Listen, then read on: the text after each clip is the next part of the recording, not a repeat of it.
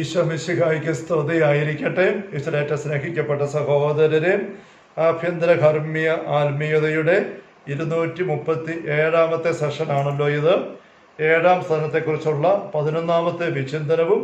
Hallelujah hallelujah. 7ാം സ്ഥാനത്തെക്കുറിച്ചുള്ള 4 അധ്യായങ്ങളിൽ 2ാമത്തെ അധ്യായത്തിൻ്റെ 10ാമത്തെ ഖണ്ഡികയിലേക്കാണ് നമ്മളിപ്പോൾ കടക്കുന്നത്. വിഷയത്തിലേക്ക് പിന്തിരിയാം. ആത്മീയ ശക്തികളും ബാഹ്യേന്ദ്രിയങ്ങളും വികാരങ്ങളും പ്രശാന്തമായ ഈ അവസ്ഥയിൽ എല്ലായ്പ്പോഴും നിർവിഘ്നം തുടരുമെന്ന് ധരിച്ചു പോകരുത് ഞാൻ ഓർപ്പിക്കുന്നു. അപ്പം വലിയ തീക്ഷ്ണത കൊണ്ട് നിറഞ്ഞ് ഏത് പ്രായശ്ചിത്വം അനുഷ്ഠിക്കാനുള്ള അഭിലാഷം കൊണ്ട് കത്തി ദൈവത്തിന് അതിർത്തി വരുത്തുന്ന സാധനങ്ങളെല്ലാം ഒഴിവാക്കി ജാഗരൂകതയോടെ ദൈവമായുള്ള ഐക്യത്തിൽ ഇങ്ങനെ അചഞ്ചലമായ ഒരു അവസ്ഥയിൽ മുന്നേറുന്നു. അതാണ് ഈ ഒരു അവസ്ഥ ഈ ഒരു 7ാം സ്ഥാനത്തിൻ്റെ ഐക്യത്തിലേക്ക് വന്ന ആത്മാവിൻ്റെ അവസ്ഥ എന്ന് പറയുമ്പോഴും യാതൊരു പുറമേ നിന്നുള്ള അസ്വസ്ഥതകളോ വ്യഗ്രതകളോ ഒന്നും ഇല്ലാതെയുള്ള ഒരു നിശ്ചല അവസ്ഥയിലാണ് ആത്മാവ് ഇപ്പോൾ ചെന്നിരിക്കുന്നത് എന്ന് നിങ്ങൾ തെറ്റിദ്ധരിക്കരുത് എന്നൊരു വശം മദ്രസ പറയുകയാണ്. ഇവിടെയും കുറേ വിഷയങ്ങളെല്ലാം ഉണ്ടാവാം. പ്രശ്നങ്ങളും ഞെരുക്കങ്ങളും ഉത്കണ്ഠയുടെ കാര്യങ്ങളെല്ലാം പശ്ചാത്തലമെല്ലാം ഉണ്ടാകും. എന്താ മദ്രസ പറയുന്നത് ശ്രദ്ധിക്കാം. ആത്മാവ് അപ്രകാരം തന്നെ ആയിരിക്കും. ഏത്? ആത്മീയ ശക്തികളും ബാഹ്യേന്ദ്രിയങ്ങളും വികാരങ്ങളും പ്രശാന്തമായ ഈ അവസ്ഥയിൽ എല്ലായ്പ്പോഴും നിർവിഘ്നം തുടരുമെന്ന് ധരിച്ചു പോകരുത്. ആത്മാവ് അപ്രകാരം തന്നെ ആയിരിക്കും. അത് ആത്മാവ് എപ്പോഴും നല്ല പ്രശാന്തതയിലായിരിക്കും. പക്ഷേ ആത്മീയ ശക്തികൾ, ബാഹ്യേന്ദ്രിയങ്ങൾ, വികാരങ്ങൾ എപ്പോഴും അങ്ങനെ ആയിരിക്കണമെന്നില്ല. ഈ അവസ്ഥയിൽ പോലും സാധ്യതയുണ്ട്. എന്താ പറയുന്നത്?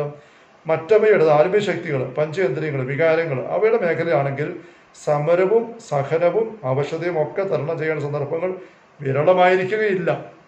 ബാഹ്യമായിട്ടുള്ള നമ്മൾ ഇപ്പോഴും ജീവിക്കുന്നത് ലോകത്തിലാണ്. ഒരുപാട് ഉത്തരവാദിത്വങ്ങളുണ്ട്. ദൈവത്തെ അന്വേഷിക്കുകയോ അറിയുകയോ ചെയ്തിരുന്ന ആൾക്കാരുടെ കൂടെയാണ് വസിക്കുന്നത്. ശരീരത്തിൻ്റെ ആരോഗ്യം ക്ഷയിച്ചു വരുന്നു, രോഗങ്ങൾ കയറി പിടിക്കുന്നു, അപകട സാധ്യതകൾ, കാലാവസ്ഥ പ്രതികൂല്യങ്ങൾ ഇതെല്ലാം ഉണ്ട്. അതിൻ്റെ എല്ലാം ആഘാതം വരുമ്പോൾ വൈകാരിക മേഖലയിൽ, പഞ്ചേന്ദ്രിയങ്ങളുടെ മേഖലയിൽ, ചിലപ്പോൾ ആത്മീയ ശക്തികളുടെ തലത്തിൽ പോലും ഈ വശത്തുനിന്ന് പുറമേയുള്ള വശത്തുനിന്ന് കുറേ ഞെരുക്കങ്ങളും ഉറച്ചിലുകളൊക്കെ ഉണ്ടാകാം. പക്ഷെ അകമയുള്ള വശത്തുനിന്ന് ഇതാണ് അകത്തുനിന്ന് കിട്ടിക്കൊണ്ടിരിക്കുന്നത്. അങ്ങനെ അവസരം പറയുന്നത്. ഈ മേഖലകളിൽ സമരവും സഹനവും അവശതയും ഒക്കെ തരണം ചെയ്യുന്ന സന്ദർഭം വിരളമായിരിക്കുകയില്ല. എങ്കിലും സമാധാനത്തെയും ഉറച്ച നിലപാടിനെയും അവ സാരമായി ബാധിക്കുകയില്ല. ഉള്ളിൻ്റെ ആത്മാവിൻ്റെ ചേതസ്സിൻ്റെ സമാധാനം ഉറച്ച നിലപാടും അതിനെ അടക്കാൻ പറ്റുകയില്ല. സാധാരണഗതി ഇതാണെന്നേ വിവക്ഷയുള്ളൂ. നമ്മുടെ ആത്മാവിൻ്റെ ഈ കേന്ദ്രം അഥവാ ചേതസ്, സ്പിരിറ്റ് വിവരിക്കാൻ വിഷമമുള്ളൊരു വിഷയമാണ്. വിവരിച്ചാൽ തന്നെയും അത്ര വിശ്വസനീയമായിരിക്കുകയില്ല. തന്നിമത്തെ സഹോദരന്മാരെ, സമുചിതമായ വിവരണം നൽകാൻ എനിക്ക് ശേഷിയില്ല. അപ്പം ഈ അചഞ്ചലമായി ദൈവത്തോട് ചേർന്നിരിക്കുന്ന ഒരു ഉന്നതമായ ഭാഗം നമ്മുടെ ആത്മാവിനുണ്ട്. അതവിടുന്ന് ഒരിക്കലും ഇളകുകയില്ല. ഞാനെന്ന വ്യക്തി അറിഞ്ഞുകൊണ്ട് ബോധപൂർവ്വം ദൈവത്തിൽ മാറിപ്പോയാൽ മാത്രമേ ആ വശടയിൽ പോവുള്ളൂ, അല്ലെ മാറുകയില്ല. എന്നിരുന്നാലും ആത്മാവിൻ്റെ അന്തഃശക്തികൾ, ബുദ്ധി, അവഗാഹം, ഇച്ഛ, പിന്നെ ഇപ്പുറത്തോട്ട് വരുമ്പോൾ പഞ്ചേന്ദ്രിയങ്ങൾ, ആന്തരേന്ദ്രിയങ്ങൾ, പഞ്ചേന്ദ്രിയങ്ങൾ, അത് ബന്ധപ്പെട്ട വൈകാരിക മേഖല, അവിടെയൊക്കെ അല്പം അസ്വസ്ഥയും കാര്യങ്ങളൊക്കെ നമ്മൾ ലോകത്തോട് ഇടപെടുന്ന അനുസരിച്ച് കയറി വരാം, പുറത്ത് കയറി വരാം. അത് തമ്മിലുള്ള വ്യത്യാസം ഇതെങ്ങനെ വിവരിക്കണമെന്ന് അറിഞ്ഞുകൊണ്ട് നമ്മൾ പറഞ്ഞത്. പക്ഷെ താഴോട്ട് ഒരു നല്ല ഉദാഹരണം മനസ്സിൽ പറയുന്നുണ്ട്. എന്നെ അവിശ്വസിക്കുവാനുള്ള വല്ല പ്രലോഭനം നിങ്ങൾക്ക് വരുത്തി വെക്കാൻ ഉദ്ദേശിക്കുന്നുമില്ല. ഒത്തിരി പറഞ്ഞു പോയപ്പോൾ നിങ്ങൾക്ക് ഞാൻ പറയുന്നത് വിശ്വസിക്കാൻ മേലാതെ നിങ്ങൾ അടുത്തേക്കുവോ, അതുകൊണ്ട് ഞാനധികം വിവരിക്കുന്നില്ല. എന്തുകൊണ്ടെന്നാൽ കഷ്ടതകളും സഹനവും ഉണ്ടെന്നും എന്നാൽ ആത്മാവ് സമാധാനത്തിൽ കഴിഞ്ഞു കൂടുന്നുവെന്ന് പറയുന്നത് മനസ്സിലാക്കാൻ പ്രയാസമുള്ള സംഗതിയാണ്. കഷ്ടതകളും സഹനങ്ങളും സമരവും എല്ലാം ഇപ്പോഴും ഉണ്ടെന്ന് പറയുന്ന ഒരു വശത്ത്, ആത്മാവിൻ്റെ സമാധാനമായിട്ട് പോകുന്നില്ലെന്ന് മറുവശത്ത് പറയുന്നു. ഇതെങ്ങനെ മനസ്സിലാക്കാൻ പറ്റും? 1-2 ദൃഷ്ടാന്തങ്ങൾ പറഞ്ഞു തരാം. 1-2 ഉദാഹരണം മാത്രം പറയണം. അവ കൊണ്ട് അല്പം വല്ലതും വിശദമാക്കാൻ ദൈവം സഹായിക്കട്ടെ. ഒന്നും വ്യക്തമാകുന്നില്ലെങ്കിലും ഞാൻ പറയുന്നത് സത്യമാണെന്ന് എനിക്കറിയാം. പറയുന്നത് സത്യമാണ്, അത് വിശദീകരിക്കാൻ പറ്റുമെങ്കിൽ അറിഞ്ഞുകൂടാം. ഞാൻ 1 ഉദാഹരണം പറയാം.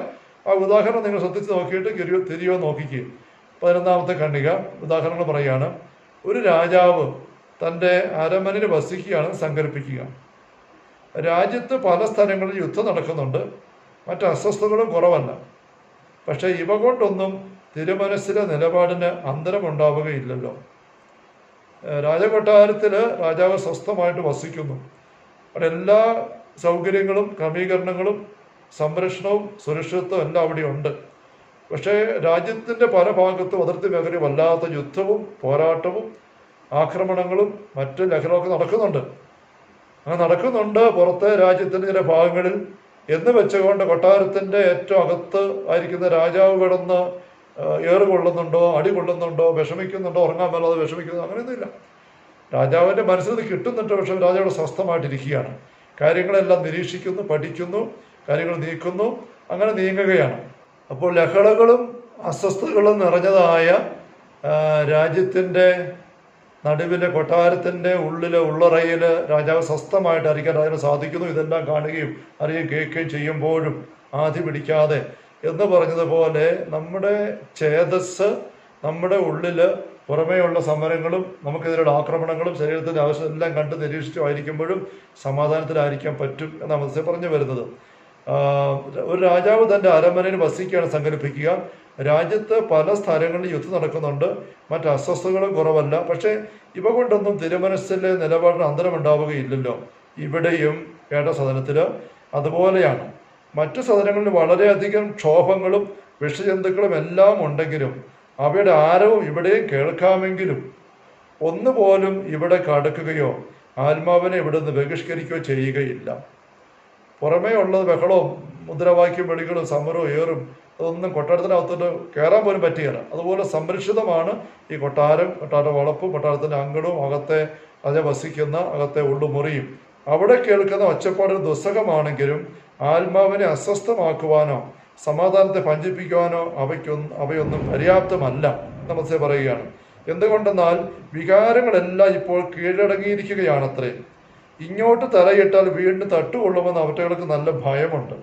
വികാരങ്ങളെല്ലാം കീഴടങ്ങിയിരിക്കുകയാണ്. അതുകൊണ്ട് അവയ്ക്ക് അറിയാം ഈ കൊട്ടാരത്തിൻ്റെ പുറത്തൊക്കെയുള്ള ബഹളം നടന്നാൽ മതി, അകത്തോട് ചെന്ന് കയറി കഴിഞ്ഞാൽ കാര്യങ്ങൾ നടക്കുകയല്ല, നല്ല തട്ട് കിട്ടും. അകത്ത് കയറാനുള്ള ധൈര്യം ഇവർക്കാർക്കും ഇല്ല. ചില സമരക്കാരൊക്കെ സെക്രട്ടേറിയറ്റിന് പുറത്ത് പോയി സമരം വെക്കുന്നു. അകത്തോട്ട് കയറിയാലും സംഗതി പശുവെന്നറിയാം. അവിടെ പുറത്ത് ഗേറ്റിങ്ങിലാണ് അവിടെ ബഹളവും വഴക്കും ഒച്ചപ്പാടും മുദ്രാവാക്യം വിളിയെല്ലാം. അകത്തോട്ട് കയറി ചെന്ന് നല്ല തട്ട് കിട്ടും, രാത്രിയിടി കിട്ടും, അല്ലെ വെടി കിട്ടും. അതുകൊണ്ട് അകത്ത് കയറാൻ പറ്റുന്നില്ല എന്ന് പറഞ്ഞ പോലെ പുറമെയാണ്. ഇങ്ങോട്ട് തലയിട്ടാൽ വീണ്ടും തട്ടുകൊള്ളുമെന്ന് അവർക്ക് നല്ല ഭയമുണ്ട്. വേറൊരു ഉദാഹരണം ഉദ്ദേശിച്ച് പറയുകയാണ്.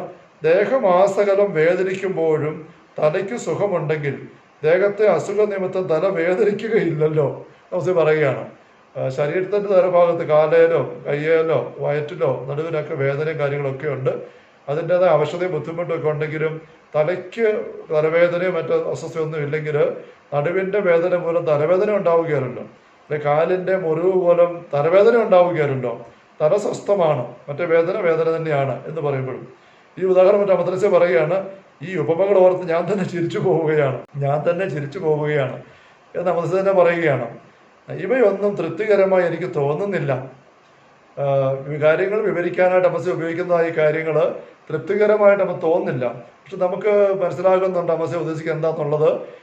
ഉള്ളിൻ്റെ ഉള്ളിൽ ആത്മാവ് ചേതസ് നല്ല സമാധാനത്തിൽ വസിക്കുന്നൊരവസ്ഥ ഭദ്രമായിട്ട് നിലനിൽക്കും. പുറമെയുള്ള കാര്യങ്ങളും പോരാട്ടവും എല്ലാം എന്തുമാത്രം ആയിരുന്നാലും എന്ന് പറയുന്നത് നമുക്ക് കുറച്ച് തിരിയുന്നുണ്ടെന്ന് എനിക്ക് തോന്നുന്നു. ഹല്ലേലൂയ. പക്ഷേ വേറൊന്നും ഉദാഹരണം എനിക്ക് പറയാനായിട്ട് കാണുന്നില്ല. നിങ്ങൾ എന്ത് വിചാരിച്ചാലും വേണ്ടിയല്ല, ഞാൻ പറഞ്ഞതിൽ അന്തരമൊന്നുമില്ല. ഞാൻ ഈ പറഞ്ഞ കാര്യങ്ങൾ പറഞ്ഞു തന്നെയാണ്, അതിൽ വ്യത്യാസമൊന്നും എനിക്ക് പറയാനായിട്ട് ഇല്ല. 2-ാമത്തെ അധ്യായം അവിടെ തീരുകയാണ്.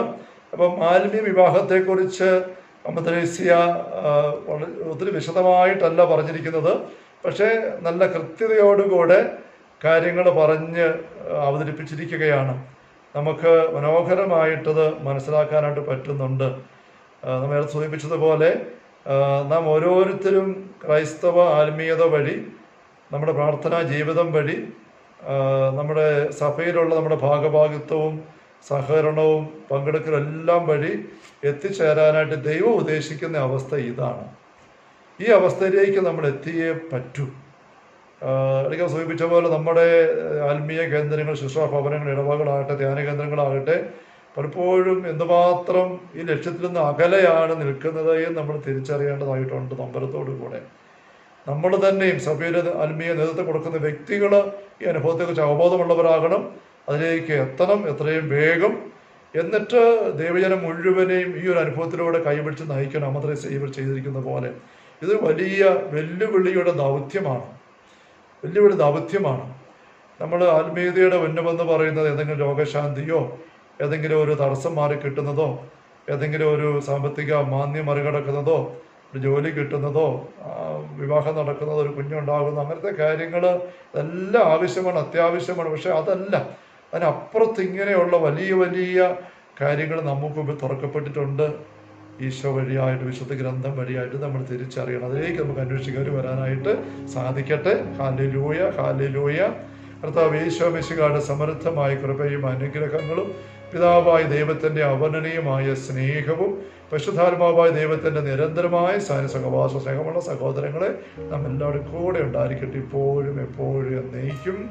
ആമേൻ. ഈശോ മിശിഹായ്ക്ക് സ്തുതി ആയിരിക്കട്ടെ.